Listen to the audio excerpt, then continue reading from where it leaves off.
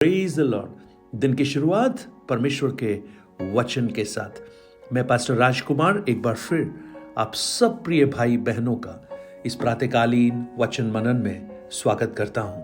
मेरी प्रार्थना है और जब हम थोड़ा पीछे मुड़कर झांकते हैं तो हमें समझ में आता है कि अगर परमेश्वर का हाथ हमारे साथ नहीं होता तो शायद हम आज जीवित भी ना होते हैं। भजन संहिता 40 जब आप पढ़ते हैं तो भक्त कहता है, क्या ही धन्य है वह पुरुष जो यहोवा पर भरोसा रखता है और अभिमानियों और मिथ्या की ओर मुड़ने वालों की ओर मुंह नहीं फेरता। हे मेरे परमेश्वर यहोवा, तूने बहुत से काम किए हैं। जो आश्चर्य कर्म और कल्पनाएं तू हमारे लिए करता है वो बहुत सी हैं, तेरे तुल्य कोई नहीं। मैं तो चाहता हूं कि खोलकर उनकी चर्चा करूं, परंतु उनकी गिनती नहीं हो सकती। वाह! एक धन्य व्यक्ति के बारे में परमेश्वर का वचन हमें क्या सिखा रहा है।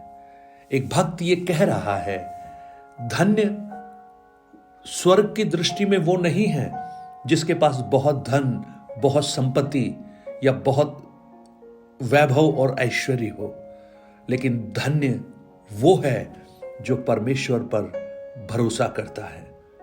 संसार के दृष्टिकोण से एक अलग दृष्टिकोण परमेश्वरीय दृष्टिकोण है।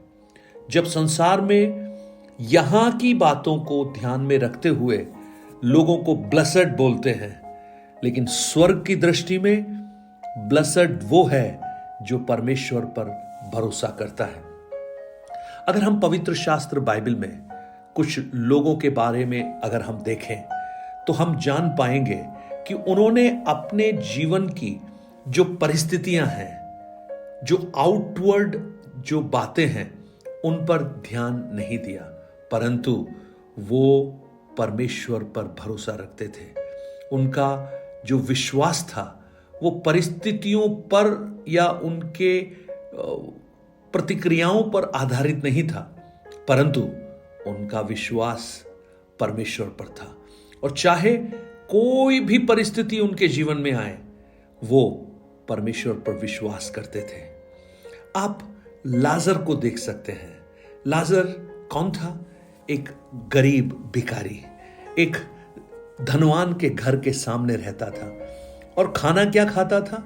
खाना भी वो खाता था जो उस घर में जो बचा कुचा खाना था वो खाता था। अब आप उसे धन्य बोल सकते हैं? क्या आप उसे कहेंगे ये ब्लेसेड है? कहीं से भी नहीं लगता। उसके कपड़ों से नहीं लगता, उसके खाने से नहीं लगता। वो कहां जाता है, क्या करता है, उसके बारे में कुछ नहीं कहा गया। शायद वो अपने शरीर को भी इतना दुखी देख रहा है। कहीं से भी धन्य लगता है? नहीं लगता।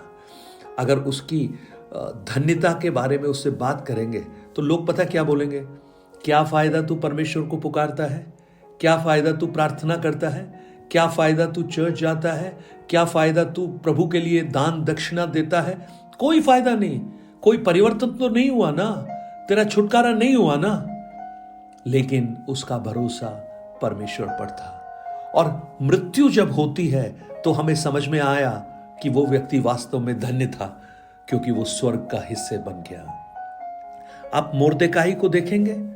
मोर्देकाई, हामान ने उसको हेट किया, घृणा की, और सब लोगों ने यहां तक कि राजा ने भी उसके खिलाफ मृत्युदंड का आदेश दे दिया।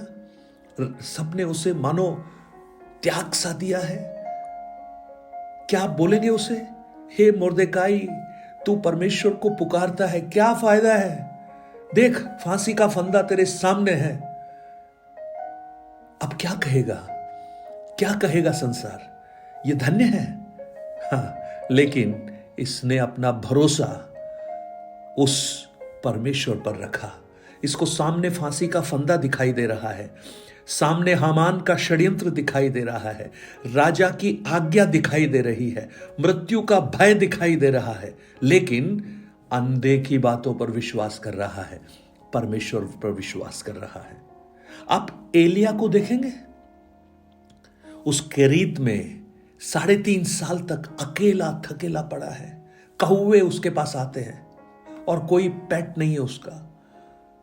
आजकल पेट जानवर पालते हैं लोग, कुत्ता पालते हैं, बिल्ली पालते हैं, पेट। लेकिन वहां पर उसका जो दोस्त अगर कोई है तो वो कौवा है, सुबह शाम आता है। लेकिन उस नितांत एकांत परिस्थितियों में अगर कोई उससे पूछे तो वो कहेगा मेरा भरोसा परमेश्वर पर है। लेकिन लोग उसको पता है क्या कहेंगे? क्या फायदा परमेश्वर के पास आने का? क्या फायदा परमेश्वर को पुकारने का?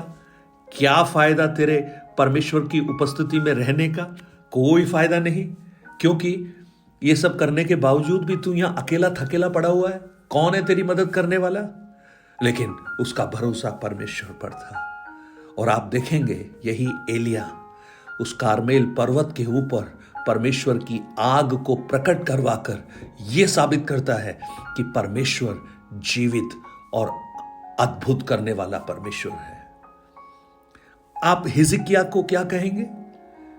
पूरा जीवन धार्मिकता के साथ जिया, सब कुछ बढ़िया चल रहा था, अचानक से एक दिन खबर मिलती है वो इतना बीमार है, मरने पर है।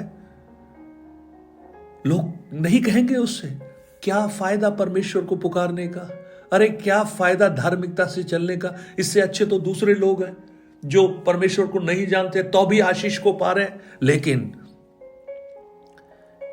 हिजकिय्याह परमेश्वर पर भरोसा करता था। आप शद्रक, मेशक, अबेदनगो को क्या कहेंगे? उस परमेश्वर के पीछे चलते चलते रहने का परिणाम क्या आ रहा है? आग की भट्टी, जिंदा उसमें डाल दिए जाएंगे। किस लिए? कोई अपराध नहीं किया, कोई बुराई नहीं की, डाका नहीं डाला, चोरी नहीं की, व्यभिचार नहीं किया, किसी का गला नहीं काटा, परमेश्वर का नाम लिया। देखिए, उसको आग में डालने के लिए उनके लिए आग की भट्टी तैयार कर दी। आसपास के लोग क्या कहेंगे? अरे तुम छोड़ो ना ये, परमेश्वर परमेश्वर क्या करते हो तुम मर जाओगे, मरने के बाद किसने क्या देखा है? लेकिन उन्होंने आग की भट्टी की 7 गुना धधकने वाली आग से बढ़कर उस ज्योतिर्मय परमेश्वर को, अग्नि में परमेश्वर को देखा और उस पर विश्वास किया।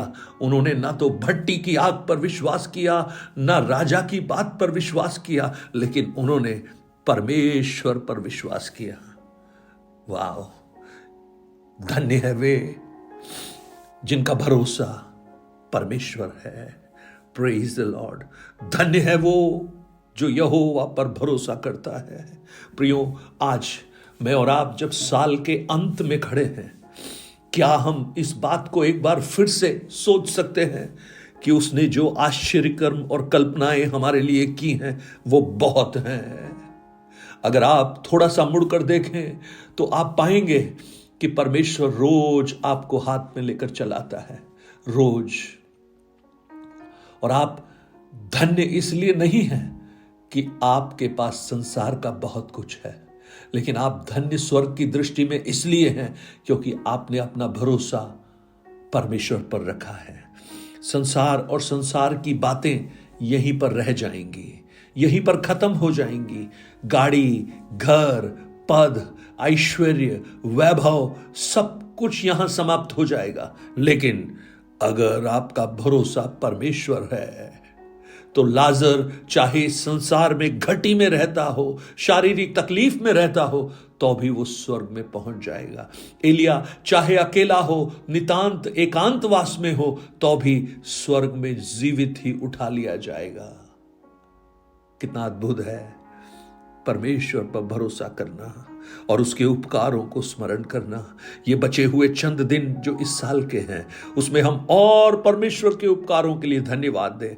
हम मुंह बंद ना रखें, लेकिन हम मुंह खोलकर उसकी चर्चा करें, एक दूसरे को बताएं, अपनी पीढ़ी को बताएं, अपने मित्रों को बताएं कि परमेश्वर ने आश्चर्य और कल्पनाएं जो आपके जीवन में की हैं वो कितनी हैं।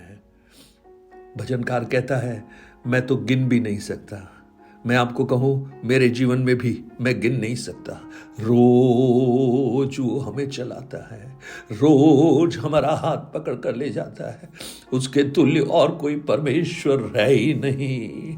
आज आप जो मुझे सुन रहे हैं, मैं आपके लिए भी ये प्रार्थना करता हूं, वही अब्राहम का, इसहाक का, याकूब का परमेश्वर, वही हमसे प्रेम करने वाला परमेश्वर आपके हाथ को पकड़कर आपको आगे ले जाए और आपका भरोसा उस पर होना प्रारंभ हो और आप स्वर्ग की दृष्टि में धन्य कहलाएं। स्वर्गीय पिता, हम आपको धन्यवाद देते हैं इस खूबसूरत पलों के लिए जो आपने हमें दिया है। आज का ये दिन आपके अनुग्रह में हम आगे बढ़ सकें और ये साल के बचे हुए दिन धन्यवाद के साथ आगे बढ़ सकें। यीशु के नाम से आमीन, आमीन।